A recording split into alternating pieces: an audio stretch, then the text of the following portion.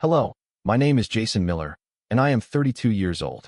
I come from a small town in Ohio, and I've spent most of my adult life trying to build a life and a career I can be proud of. I work as a freelance graphic designer, which gives me flexibility, but it also means late nights and weekends hunched over my computer. I've always considered myself a patient, understanding person, someone who values honesty, loyalty, and compassion in all my relationships. Today, I want to share a story that shook my faith in people and forced me to confront truths I never wanted to face. It's a story about a woman I once loved, a woman who found herself in other men's beds, and who now, stripped of pretense, cries on my doorstep, looking for mercy and forgiveness. When I met Sophie, she was 28 and radiated confidence. She had this bright, infectious laugh that lit up any room she entered. Her hair was dark, wavy, falling just above her shoulders, and she had green eyes that sparkled when she laughed. I remember thinking at the time that I had never met anyone quite like her, someone so driven to carve her own path, unafraid to challenge the status quo. She worked as a marketing coordinator for a startup in Columbus, and she spent her weekends volunteering at animal shelters or organizing local art shows. We met at a friend's barbecue, and from the moment she flashed me that dazzling smile, I was hooked. Our relationship moved quickly. We spent long weekends driving to Lake Erie, sitting on the rocky shore with cups of coffee, talking about our dreams. Sophie told me she wanted to travel the world, work on humanitarian causes in Africa, and maybe one day adopt a child of her own. I told her I wanted to start my own design agency, hire a small team, and create campaigns that made a difference. We both agreed that honesty and trust would be the foundation of our relationship. It felt like the beginning of something beautiful. In those first few months, Sophie and I were inseparable. We cooked dinners together. She loved to try new vegetarian recipes, and I often found myself chopping vegetables as she danced around the kitchen.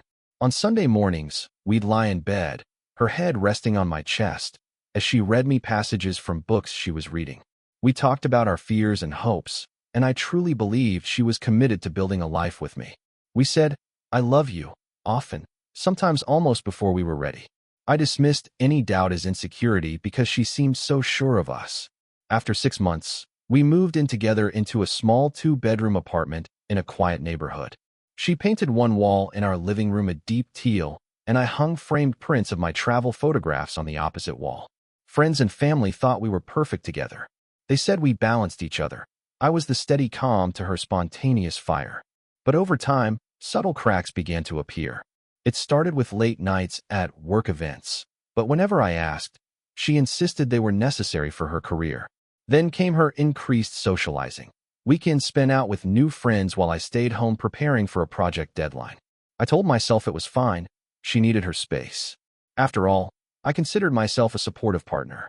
The first time I sensed something was wrong, I was still half asleep. I woke up to find Sophie's phone buzzing endlessly on the nightstand. The caller ID flashed a name I didn't recognize. I didn't mean to, but my thumb swiped the screen to answer. A man's voice whispered something that made my heart sink. "You okay, beautiful? Where are you?" Sophie's response was clipped, nervous. "I'm fine, just at a friend's place." I didn't press further. Instead, I slipped out of bed, dressed quickly, and headed to the kitchen for coffee. My mind raced. Who was he? Why was I awake at 3 a.m. because of him? That morning, I tried to bring it up, carefully. I asked who the man was and why he was calling so late. Sophie brushed it off, saying he was just a friend from college she hadn't spoken to in a while. She told me I was overreacting, but I couldn't shake the unease. That day, I noticed her phone always locked when she texted, her calls taken in another room. I felt a chill settle into my spine. I decided to trust her. After all, accusing her without evidence would only create a rift between us.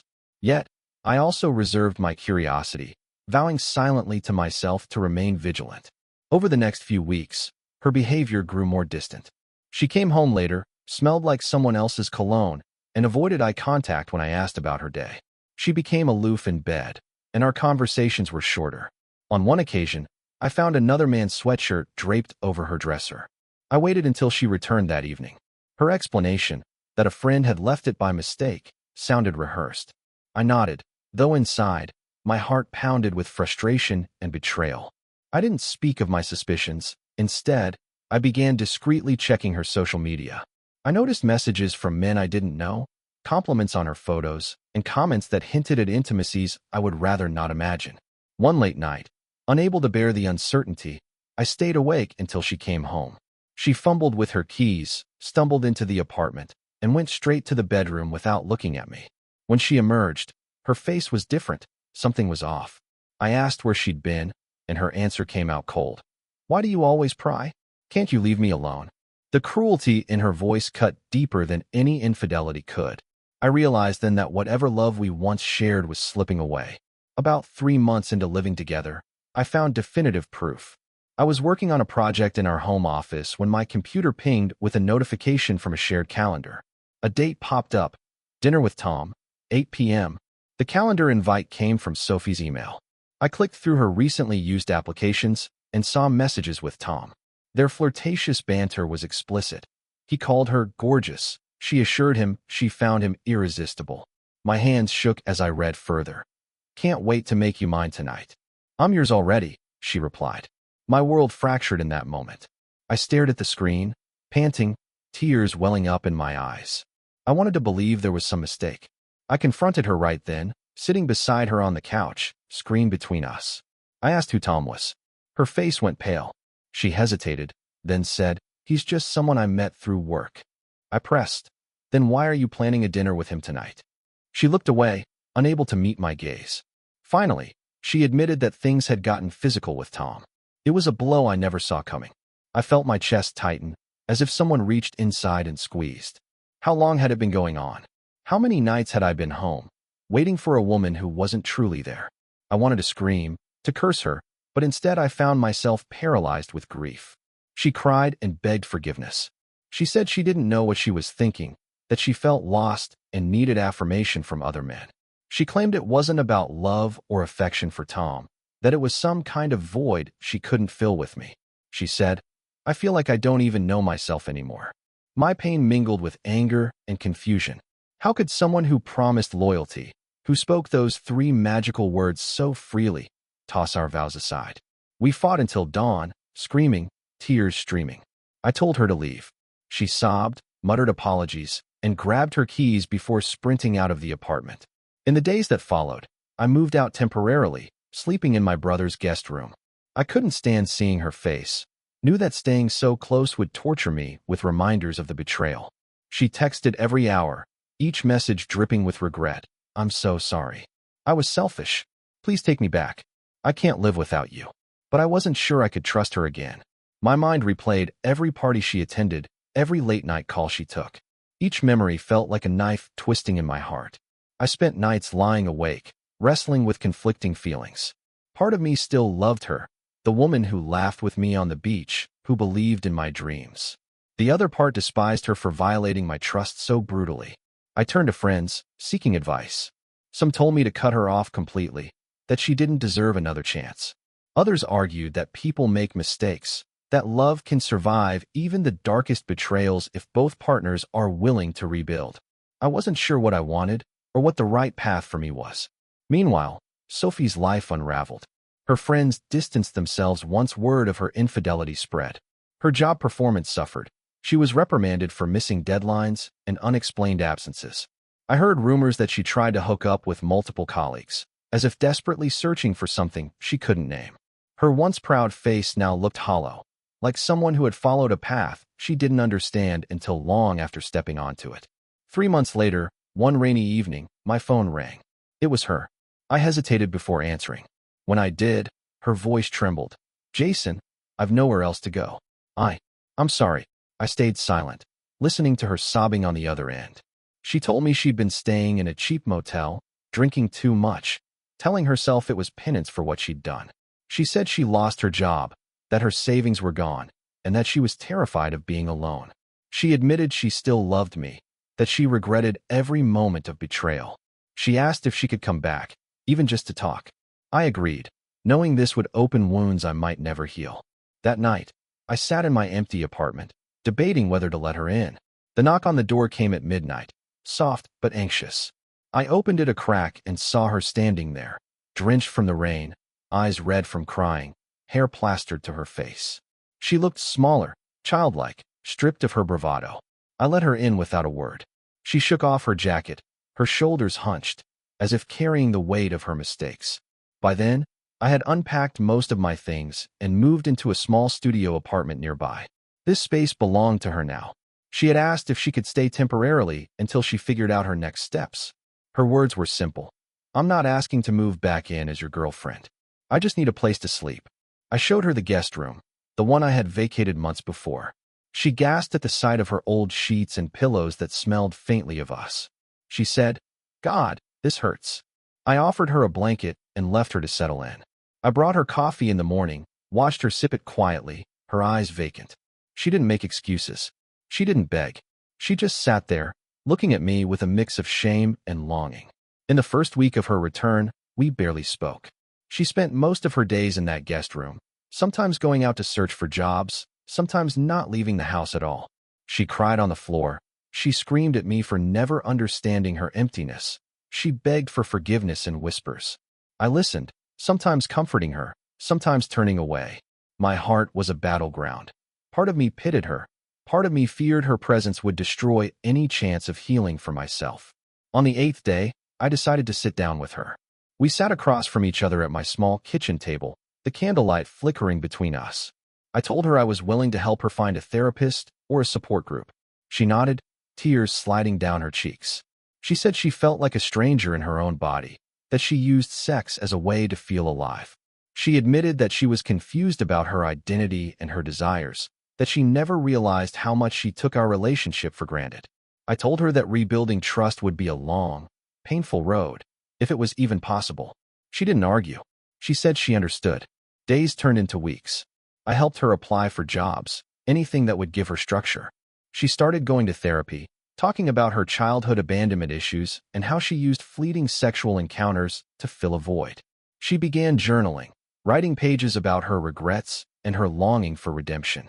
Sometimes, I found her crying on my doorstep before sunrise, asking if it was okay just to lean on the door, knowing I was on the other side. I would bring her inside, offer her water, and tell her she was safe here. During this time, I had to confront my own pain. I went to therapy too, talking through my anger, my shattered faith, and my lingering love for her. My therapist told me that forgiveness does not mean forgetting. She encouraged me to set boundaries, to protect myself as I supported her healing. I told Sophie she couldn't move back in entirely, that I needed my own space. She agreed, though her eyes filled with sadness. The winter months were the hardest. Sophie worked nights at a diner to pay rent for a small room downtown. She would come over sporadically, sometimes falling asleep on my couch, exhausted from long shifts. She looked gaunt, as if the betrayal and its fallout had aged her decades. Yet, I noticed glimpses of the woman I once loved. A small laugh when I told her a silly story, a spark in her eyes when she discovered a new charity she wanted to support. Slowly, she began to reclaim fragments of herself, parts she had lost in the whirlwind of infidelity. One cold February evening, she invited me to a local art show. She had volunteered to help set up the exhibition, and I agreed to come. As I walked through the gallery, I saw one of her paintings, an abstract piece of deep blues and purples, with streaks of white, like light breaking through darkness. Underneath it, a small plaque read, "Finding Myself Again." I realized she was telling her story through her art, acknowledging her mistakes while striving for renewal. I stood there, tears in my eyes, and she slipped her hand into mine. She whispered, "I made this for you, for us." I nodded, squeezed her hand, and we walked out into the cold night together. At that moment, I wasn't sure what the future held. I didn't know if our relationship could ever be the same. But I felt, for the first time since this all began, a fragile glimmer of hope. And so this is where I leave you for now. I've shared how she broke my trust, how she faced the consequences of her actions, and how we both began the slow, painful process of healing. There's more to tell, about whether we truly reconcile, about the new obstacles we face, about how we learn to trust and love again. But I'll save that for the next part of our journey. For now, know that sometimes the people we love the most are the ones who hurt us deepest, and that forgiveness is a path that requires both courage and compassion. I remember driving home from the art show that night and feeling a strange mixture of hope and uncertainty. Sophie held my hand as we walked to the car, but neither of us spoke. The streetlights cast long shadows on the pavement. and I wondered if our shadows were still intertwined or if they had already begun to separate. The next morning, I woke early to work on a client's project. Sophie was already gone, leaving me a note on the kitchen counter. Went for coffee. Be back soon. I sat at my desk and stared at the blank screen, replaying the previous evening's moments in my mind. When she walked in 2 hours later, she carried a sketchbook under one arm. She sat beside me and opened it to show me drawings she had made the night before. Simple line sketches of birds taking flight, of hands reaching out and letting go, of solitary figures sitting on benches. Each drawing felt like a piece of her soul, laid bare and trembling. We talked about the sketches as if discussing a stranger's work, and yet I felt every stroke was deeply personal. She told me she stayed up late, unable to sleep, sketching until her hands cramped. She said that drawing helped her put words to feelings she couldn't say out loud. I nodded and told her I was proud of her. She smiled, and in that moment, I saw a flicker of the woman I fell in love with, vulnerable and honest, trying to heal. Over the next few days, our routines settled into a fragile normalcy. I spent my mornings designing logos and layouts. She spent her afternoons at therapy and her evenings at part-time shifts in the diner. We ate dinner together most nights, sometimes in silence, sometimes talking quietly about our days. I asked her how therapy was going.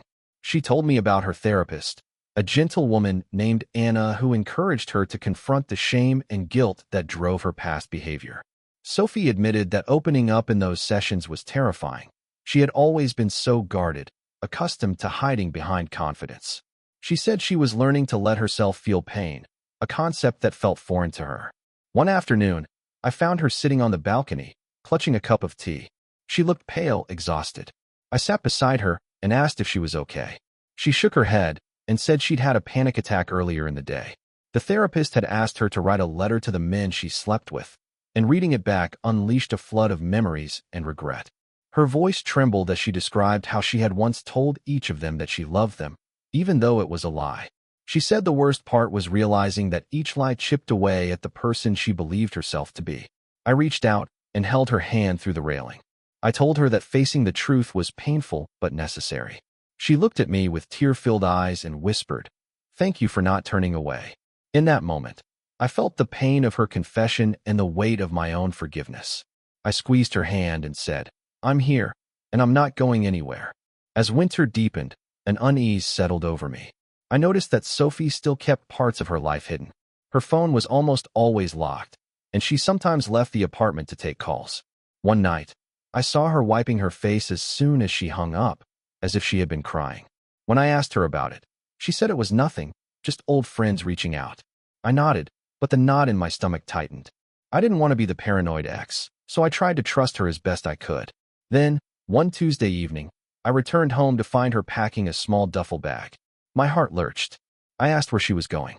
She said she was spending the night at a friend's house because she needed space.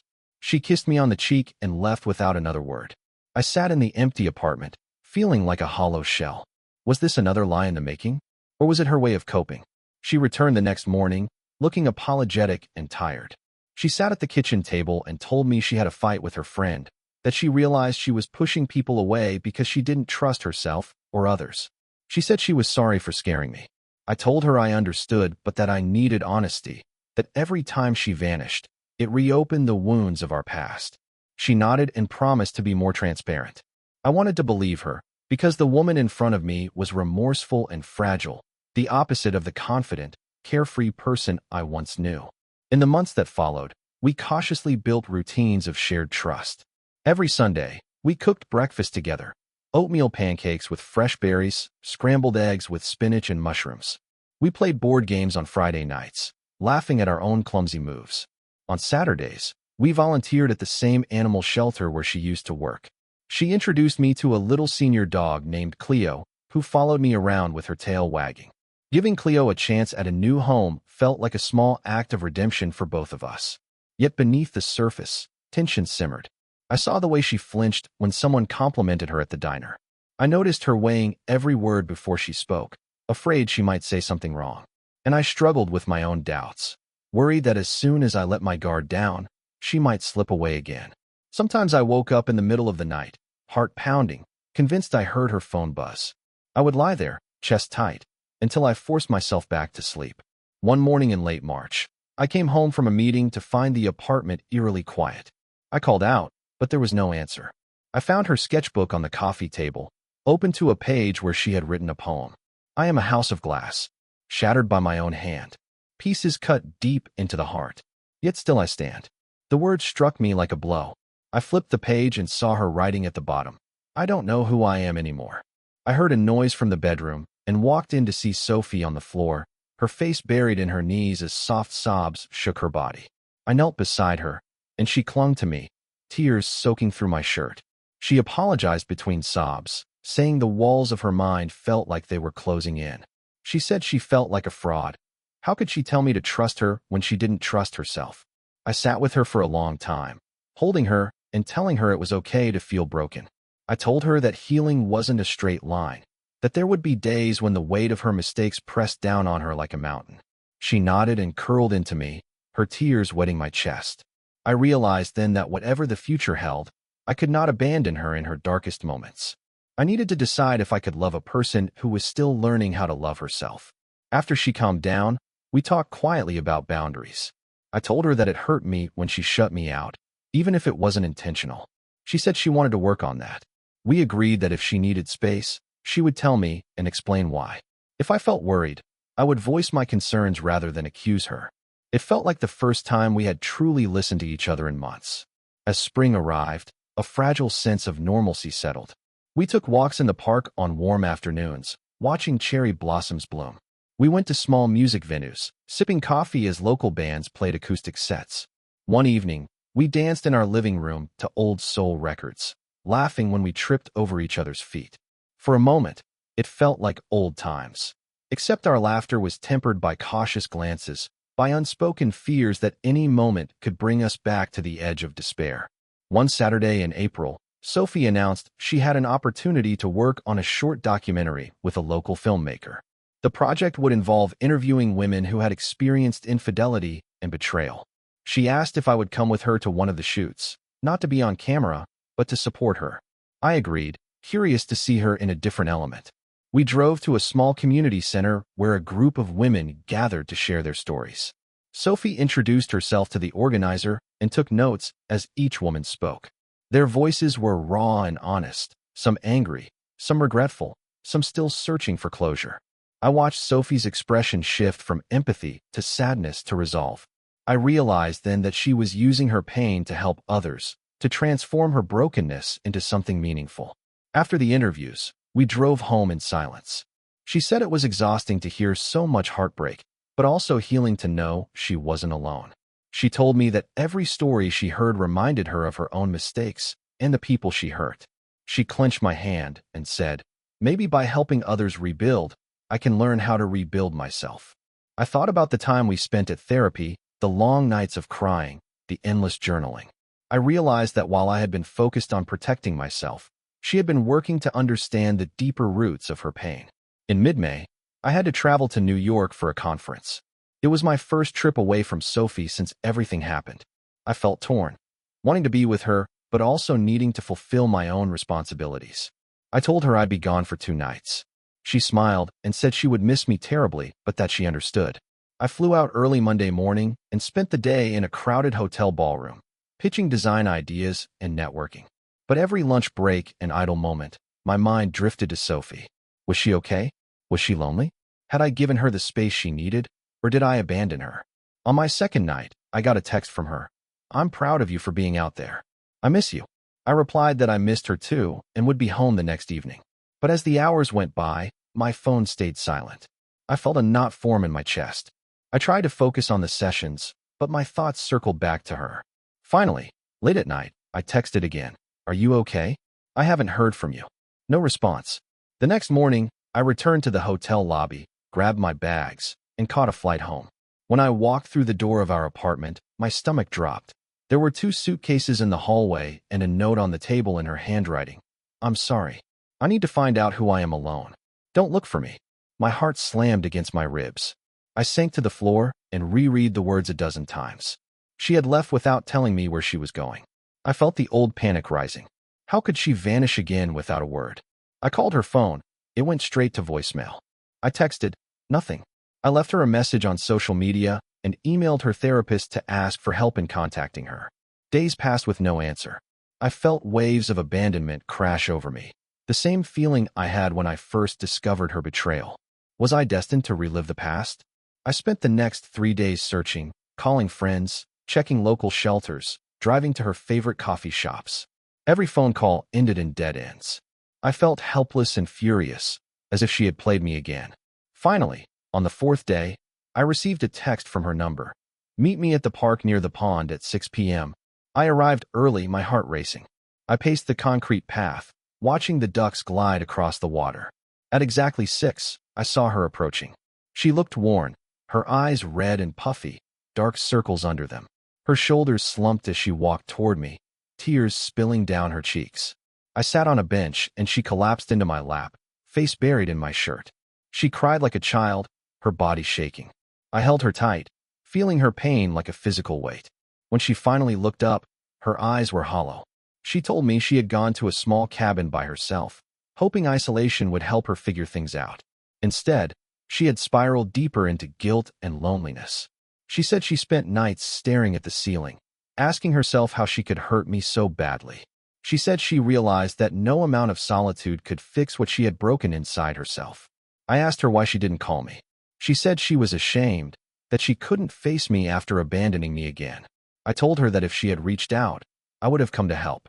She covered her face with her hands and whispered, "I was too afraid to ask for help." I wiped her tears and told her we would find a way through this together, but she shook her head. She said she couldn't keep hurting me. She said she needed to end things for good. I felt my world tilt. I begged her to stay, promising we could work through it. But her resolve was like iron. She said if she stayed, she would only hurt me more. She stood slowly, tears brimming again, and walked away without looking back. I sat on that bench until dusk, watching her silhouette disappear down the path. I felt like all the air had been sucked from my lungs. That night, I returned home alone. The apartment felt cavernous and cold. I tried to work, but my computer screen blurred with tears. I thought of the life we had almost rebuilt, the small moments of joy that had felt so fragile. I thought of her at that cabin, surrounded by silence, trying to find herself but finding only more pain. The next morning, I called Anna, her therapist, and asked if she could help me understand. Anna told me that Sophie had stopped attending sessions after a week of silence. She said that sometimes people need to vanish before they can face the work of healing. She encouraged me to continue focusing on my own well-being and to trust that if Sophie was meant to return, she would find her way back. But if not, I had to find the strength to let her go. Days turned into weeks. I continued going to therapy myself, working on rebuilding my own life. I spent time with friends and family, keeping my schedule full so I wouldn't dwell on her absence. I still volunteered at the shelter but refused to adopt Cleo. Too painful to bring a companion into my home when my heart felt so fractured. I poured myself into work, signing new clients, and even hiring an assistant to help with the growing workload. I found solace in long runs through the park where Sophie and I used to walk. Each step felt like a small act of defiance against the sorrow in my chest. Then, one evening in late June, I opened my front door to find a letter on the welcome mat addressed to me in Sophie's handwriting. My hands shook as I picked it up and read, "Jason, I don't expect you to open this, let alone forgive me. But I owe you the truth, and I can't keep hiding from it. The cabin I went to was a sanctuary and a prison. I tried to forgive myself, but guilt strangled me every step of the way. I thought that escaping you would somehow punish me into righting my wrongs. But instead, I discovered that there is no punishment enough for what I did to you and to us. You helped me believe in love again, in forgiveness, in the possibility of redemption. But I was not strong enough to believe in myself. I am so sorry for walking away, for causing you pain all over again. I should have asked for help when I first felt the darkness closing in. I should have trusted that you love me enough to hold me through my worst moments. I'm back here now because I realize you deserve to know the whole story, no more hiding. I don't expect you to want me. I don't even know if I want myself. But I needed to tell you that I've been working with another therapist in the mountains. I've been attending group sessions for survivors of betrayal, people who have hurt and been hurt. It's a painful process, but I'm learning to face my past without running. If you ever find it in your heart to see me again, I will be waiting at the park bench by the pond where I left you. If not, I will understand. I will carry my mistakes and my regrets with me always, but I'll also carry the hope that one day I can make something good from the wreckage. Thank you for everything you taught me about love, about compassion, about the courage it takes to forgive. Sophie. I folded the letter slowly, my vision swimming with tears. I remembered sitting on that bench, the weight of her absence crushing me. I remembered every moment of our time apart. My heart ached with longing and fear. Could I open myself to her again? Could I trust that she had changed? Or would I be setting myself up for more heartbreak? I slipped the letter into my pocket and went to sleep that night unsettled, the questions swirling in my mind. I knew that if I went to the park at dawn, I would find her there, waiting. And as much as I wanted to turn away, part of me, I realized, still loved her with everything I had. I fell asleep wondering if love was enough to save us both. I woke before sunrise, the soft pink light just beginning to filter through my window. The letter rested on my dresser, its edges worn from reading and rereading throughout the night. I lay there with my eyes open, heart pounding. I thought back on everything we had been through. The love, the betrayal, the long nights of healing and pain. I wondered if I could face her again or if I would break all over again. I dressed quietly and slipped the letter into my pocket, unable to leave it behind. I walked through the half-empty apartment, memories hanging in the air like ghosts. The sketches on the shelf, the empty bowls from our breakfast ritual, the mug with my name cracked on the rim. Each item felt like a testament to a life we once tried to build together.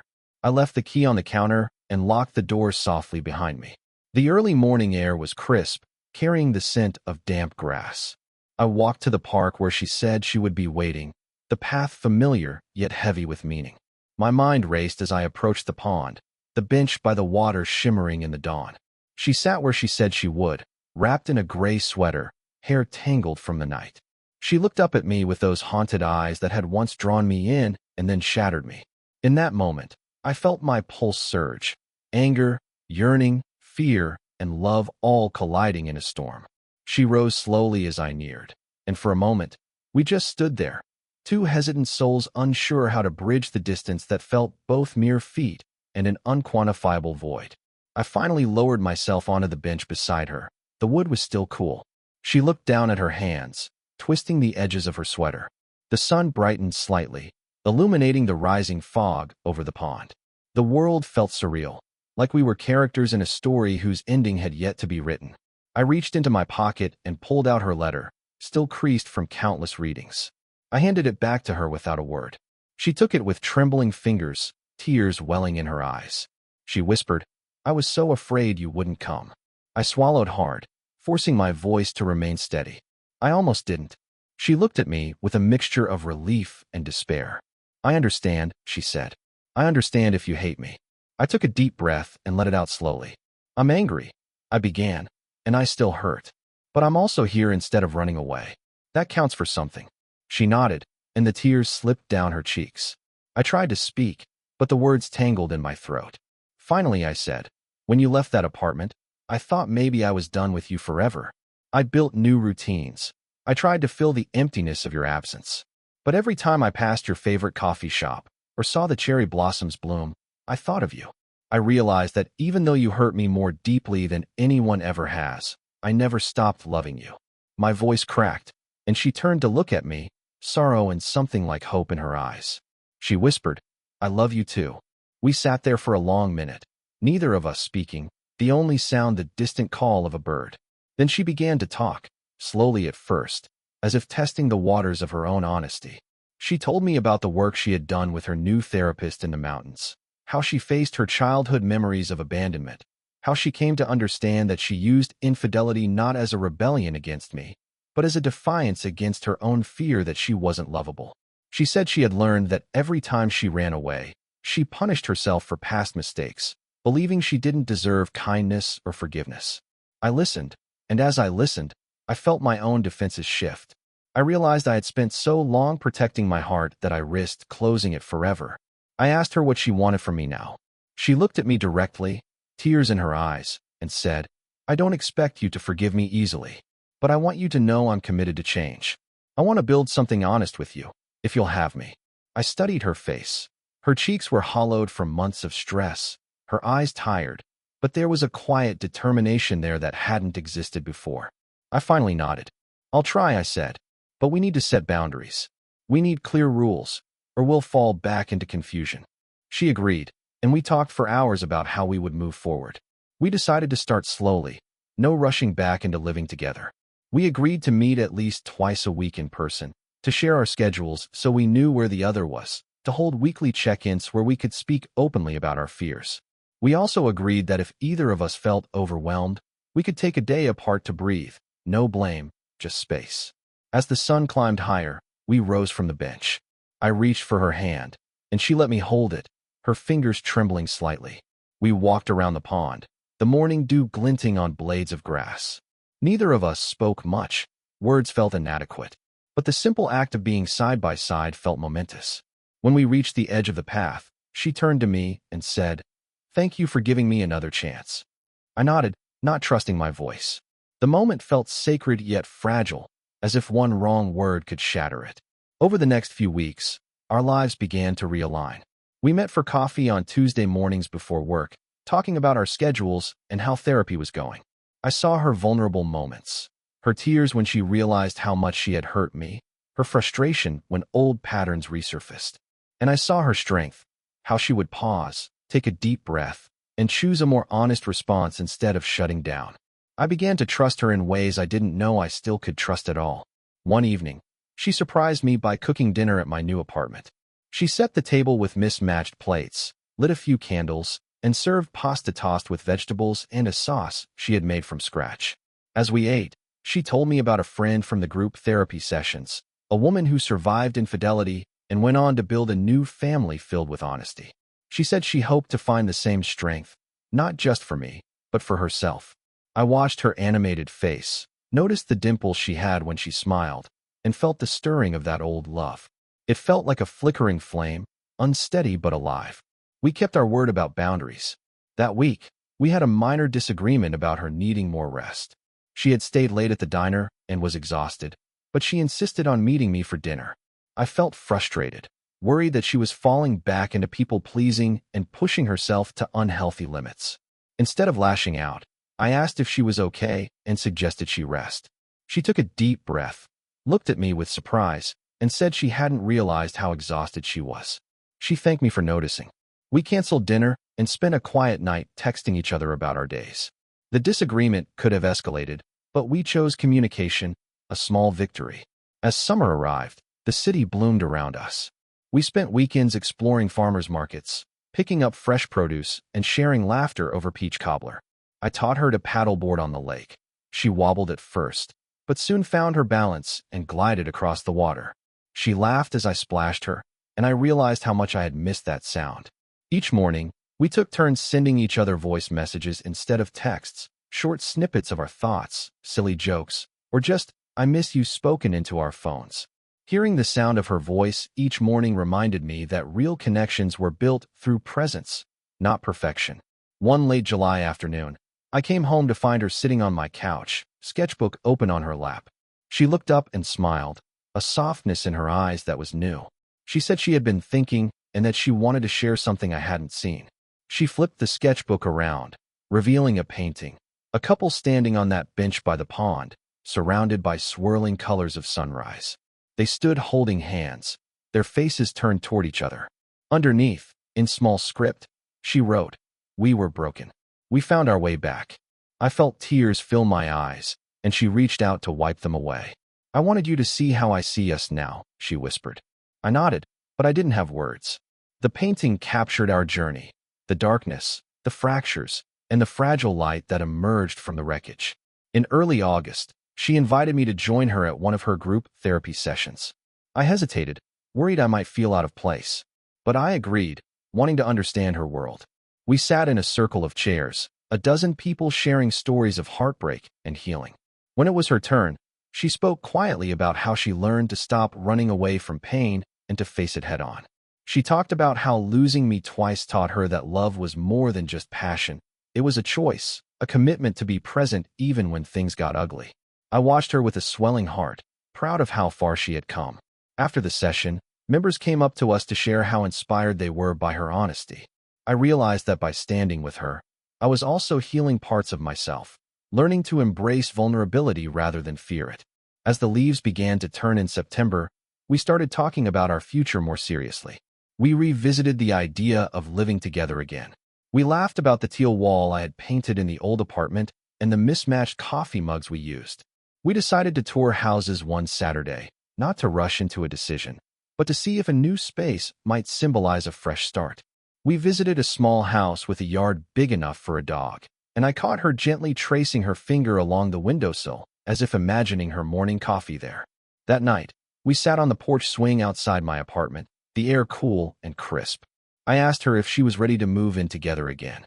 She took my hand, looked up at the stars, and said she was, but only if we agreed to keep communicating, keep setting boundaries, and keep checking in with ourselves and each other.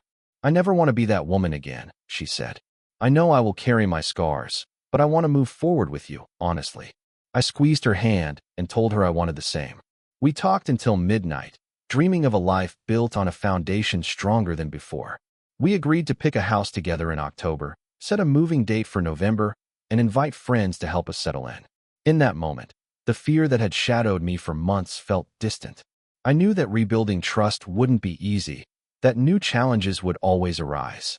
But I also knew that if we faced them together, with honesty and compassion, we could weather whatever storms came our way. On our last day of September, I walked her to her car as she prepared to drive to her mountain therapy retreat for the weekend. She leaned into me for a long hug, her breath warm against my neck. I'll be back on Sunday, she said softly. I told her to take care and to trust her therapy. She smiled, kissed my cheek, and drove off. I watched her go, my heart full of hope and trepidation. When the car disappeared around the corner, I closed my eyes and took a deep breath, feeling gratitude for how far we had come. Sunday evening arrived, and I paced the living room before her dinner time. When I heard her key turn in the lock, I rushed to the door. She stepped inside, rosy-cheeked from the mountain air and smiling brighter than I had seen in months. She held out a small wooden box. Inside was a paper star necklace, handmade, imperfect, and unique. She explained that during her retreat, the facilitator asked everyone to craft something that represented their journey. She chose a star because a star shines most brightly against the darkness. She said she wanted me to have it, to remind me that even when things were darkest, there was light to be found. I gently took the necklace, its cord warm in my hand. I looked at her, her eyes steady, her posture different than through the early days of rebuilding. I whispered, "Thank you." We embraced, and I felt the tears come. But this time they weren't tears of sorrow. They were tears of relief and gratitude. We stood in the doorway of the apartment, holding each other, knowing that the path ahead would not be easy, but trusting that we had learned to walk it together. In the days that followed, we began packing boxes, sorting through the remnants of our separate lives to make space for the new life we would build. We laughed at old photographs of us smiling on the shore of Lake Erie and cried at reminders of our lowest moments. We shared our hopes for the future, a life filled with open communication, mutual support, and the understanding that love is not a destination but a constant choice. As October turned to November, we moved into the little house with the big yard. On moving day, friends and family showed up to help us carry furniture, paint walls, and cook dinner. When the last box was unpacked, we stood in the kitchen, drinks in our hands, and toasted to new beginnings. She kissed me, and I felt the warmth of her breath on my lips, steady and real. We had arrived at a place that once felt impossible, a home built not just of bricks and mortar, but of forgiveness, patience, and unwavering commitment. A few weeks later, I rescinded my plan to keep Cleo from the shelter. I drove back there and adopted her. When I brought Cleo home, Sophie's face lit up in a way that made me realize how much healing she had done. We transformed the spare room into a cozy nook for Cleo, and every morning we would wake to her wagging tail and soft kisses. That small act, giving a home to an aging dog, felt like a celebration of second chances for all of us. Months passed, and life continued its ebb and flow. There were nights when Sophie and I still argued, sometimes over small misunderstandings, sometimes over the weight of old insecurities. But now, when tension rose, we sat down, breathed together, and remembered how far we had come. We reminded each other that anger or guilt was natural, but it didn't have to define our relationship. We learned to apologize without defensiveness and to offer forgiveness without conditions. One cold winter evening, as snow fell gently outside our window, Sophie and I sat on the living room floor, Cleo curled between us. We held hands and looked at each other with vulnerable honesty. I said, "I'm proud of us for not giving up." She nodded, tears glimmering. "I know I'm not perfect," she replied, "but I'm so grateful for this chance to be who I want to be." We smiled, and I realized that in that moment, I wasn't thinking about our past wounds or the fear of future heartbreak. I was simply present, thankful for the imperfect, beautiful life we were building together. And so, as I finish telling our story, I'm reminded that love is not a fairy tale or an ideal. It's messy, it's painful, and it demands courage every single day. We walked through betrayal, isolation, and heartbreak. We learned how to be vulnerable again, how to communicate honestly, and how to hold space for our own flaws and each other's. We discovered that forgiveness is not forgetting, but a choice to move forward with compassion. And we found that sometimes, the people who hurt us most are those who teach us the greatest lessons about who we are and who we can become. Thank you for listening to our story. If you're going through a season of betrayal or heartbreak, know that healing is possible, even when you feel like you're drowning in regret. Know that rebuilding trust takes time, and it requires both partners to choose honesty over comfort, compassion over anger. And know that even if the person who hurt you is the one trying to make things right, you have the power to set boundaries, to protect your heart, and to decide what kind of love you want to invite into your life. Our journey is far from over. There will be more challenges ahead, more nights of doubt, more disagreements, more chances to choose how we respond. But today, I stand here, holding her hand, knowing that our scars are not just reminders of past pain. They are proof that we survived. They are the map of how we learn to love with open hearts again.